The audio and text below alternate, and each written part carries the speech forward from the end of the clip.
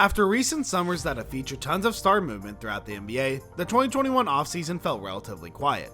There are certainly some notable trades and free agent signings, but plenty of those came in form of sign-in trades. Also, minimum deals and cap exceptions popped up left and right. There's still time for the volume of player movement to increase though. Some stars or near stars could get dealt between now and the start of the regular season. So here are some blockbuster NBA trades that can still happen in the offseason. Number 3, Indiana unclogs its front court.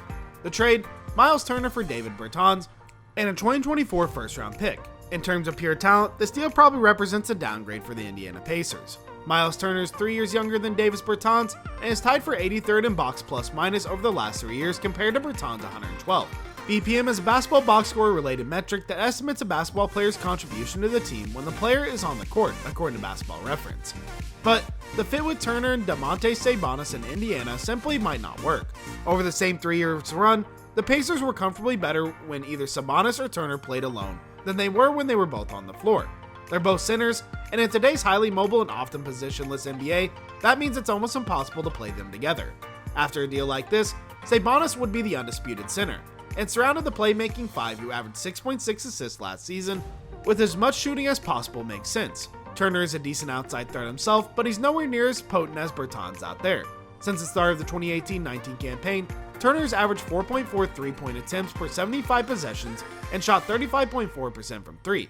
In the same stretch, Bertans has averaged 9.4 3-point attempts per 75 possessions with a 41.5 3-point percentage. That might not even do Bertans' floor spacing justice. His catch and shoot release is about as quick as any in the league, and he often sets up shots several feet outside the line. He doesn't just pull defenders away from the paint, he pulls them well beyond the 3-point line. For the Wizards, this frees up some minutes for younger combo forwards like Rui Hachimura, Deni Adivijie, Kyle Kuzma, and Corey Kispert. Acquiring Turner also gives them a win-now version of Thomas Bryant to play with Bradley Beal, who will almost certainly be hoping to remain competitive in the wake of Russell Westbrook's departure.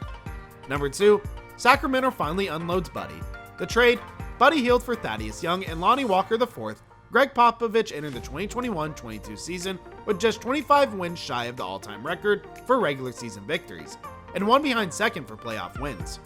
Even if the Spurs were tanking, they'd probably back those 25 wins, but Popovich has never embraced that philosophy. Even after the departure of Kawhi Leonard, Pop and the front office strive towards competitiveness. Sliding in to take advantage of the friction between Buddy Hield and the Sacramento Kings could help the Spurs stay on track.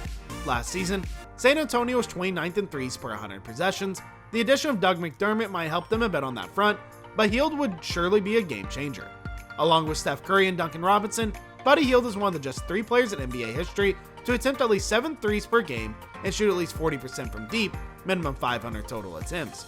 With Hield, McDermott, and Keldon Johnson spacing on the wings, slashers like DeJounte Murray and Derek White would have significantly more room inside. Thaddeus Young is a solid, experienced, complementary player who showed playmaking chops he hadn't before in 2020-21, but he doesn't help on the shooting front. In Sacramento, his interior passing could lead to plenty of Richaun Holmes runners or finishes inside, and his kickouts would lead to open threes for Harrison Barnes or Tyrese Haliburton. He'd also make the Kings more switchable on defense, as he and Barnes could sort of shapeshift between 3 and 4 in the lineups. In a pinch, Young can even play some small ball 5. Number 1, the end of the Simmons saga. The trade, Ben Simmons for CJ McCollum, a 2023 first-round pick swap, and 2024 first-round pick. The Ben Simmons saga took quite a turn at the end of August when news broke that he told Team Brass that he would hold himself out of training camp until he's traded. Daryl Morey may be willing to allow things to grow uncomfortable, but he's still not likely to get the kind of trade package he's after with Simmons' demand looming over the process. Even with that potential leverage killer out there, the Portland Trail Blazers are likely a team that could justify including some draft consideration for Simmons. They have their own precarious situation with face of the franchise Damian Lillard, who was reportedly considering pushing his way out back in June. If they don't make some progress toward title contention, the 31-year-old guard may start wondering if any other organization could get him closer. Simmons is the kind of talent who can push that kind of progress, and Twitter sleuths recently discovered that Lillard liked a tweet in which Simmons has a Blazer jersey photoshopped onto him. As a bigger, younger, and hyper-athletic version of Draymond Green, Simmons would allow Lillard to lean even further into a game that sometimes look a bit like Stephen Curry's.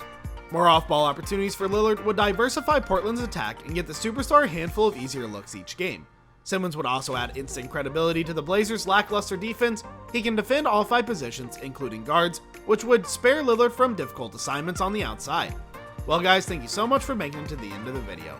Be sure to smash that like button, subscribe to Sports Source, and ring that notification bell so you never miss a video. Thanks for watching.